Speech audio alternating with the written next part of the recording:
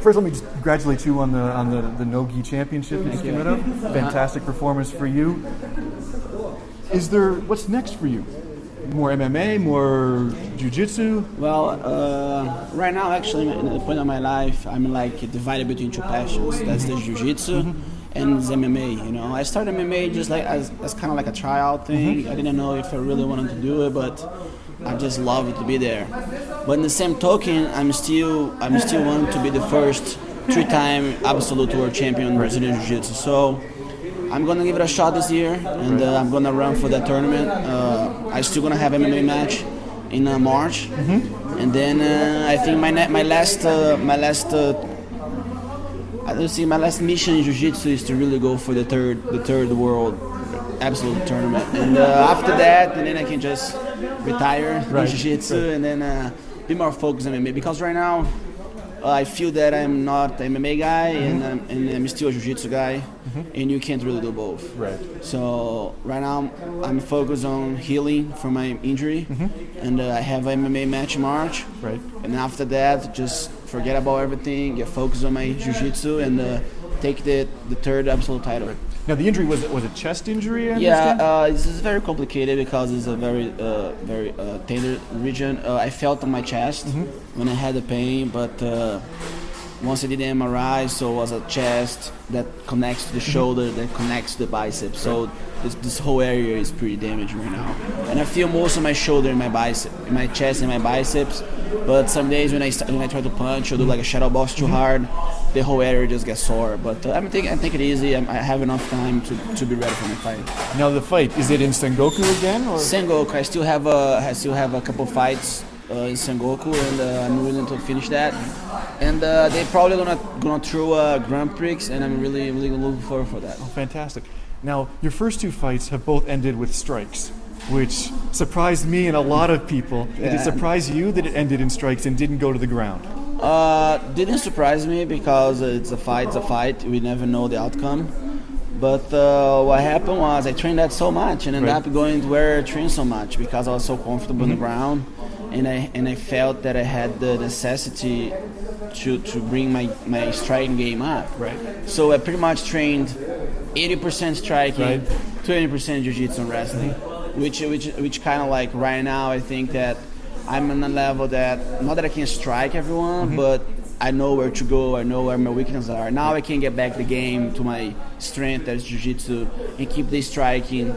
Not that I'm not going to train striking, but I'm going to still give way more emphasis on my jiu-jitsu, on my takedown, especially my takedown game. I think that's the point for a grappler that needs to be very carefully trained. Right. That's the takedown. Because if you don't take the guy down, you're not doing your job. Right. So, but I'm confident, I've been training with those guys, Mauricio and Gita, for a while now, and I have good coaches in San Diego too, and I'm really happy. And I think once I finish my job in Jiu-Jitsu, being the only 3-time world absolute champion, and then I can just put that aside and be a mainly MMA guy. Right. Just train that every day for that, with my mind on that. Because right now, I'm doing that, but I'm still thinking about my Jiu-Jitsu, and we can't do both. Now you're training with your brother Saulo. Yes. You're also training, I believe, at Arena MMA. Yeah, the Arena MMA is our MMA no-gi facility in San Diego. It's a sister school with the University of Jiu-Jitsu.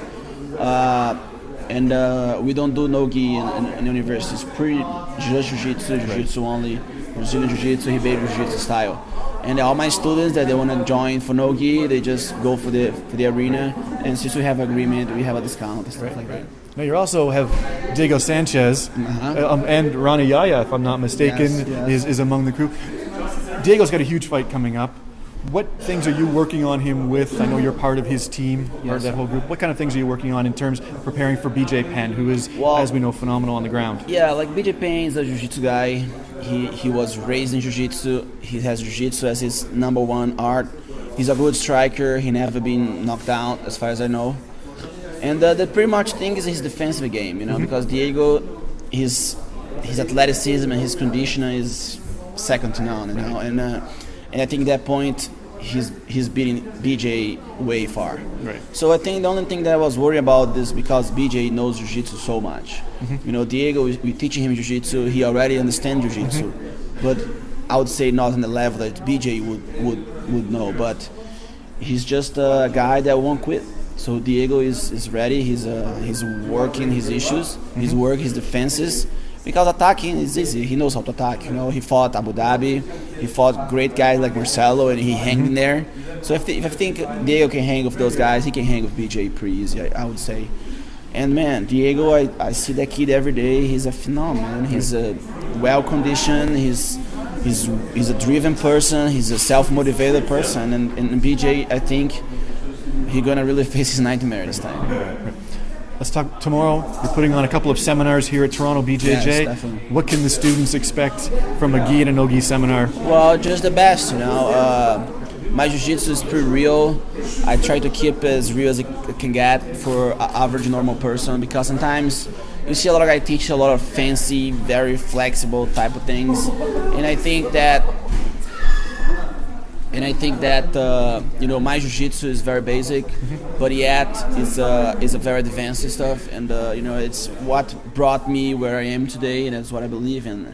And every day there's different details, different things that I need to be reminded of. So some good stuff coming. Have you changed as a fighter now that you've become a father? Does that change you at all?